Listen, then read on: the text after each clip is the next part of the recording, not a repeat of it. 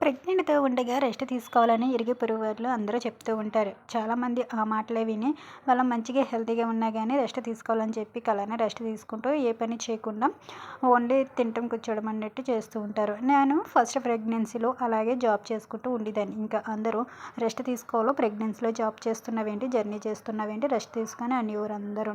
కానీ నేను లెక్క చేసేదాన్ని కాదు. కానీ ఒకసారి అయితే డాక్టర్ని అడిగితే, ఎందుకు రెస్ట్ తీసుకోవాలమ్మా, హెల్తీగానే ఉన్నావు, బేబీ కూడా హెల్తీగా ఉంది, అంత రెస్ట్ తీసుకోవాల్సిన అవసరం లేదు.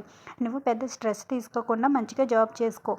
వాళ్ళు వీళ్ళు మాటలు చెప్తే అవి వింటే మీ ఆరోగ్యమే పాడవుతుంది. ఎందుకంటే మీరు ఎంత యాక్టివ్గా ఉండి మీరు పని చేసుకుంటే అంత ఈజీగా మీకు డెలివరీ అవుతుంది. కానీ ఇంకా పెద్దవాళ్ళు చెప్తున్నారు కదా అని మీరు కూర్చునే ఉంటే మీకే తర్వాత ఇబ్బంది పడవలసి వస్తుందని డాక్టర్ చెప్పింది.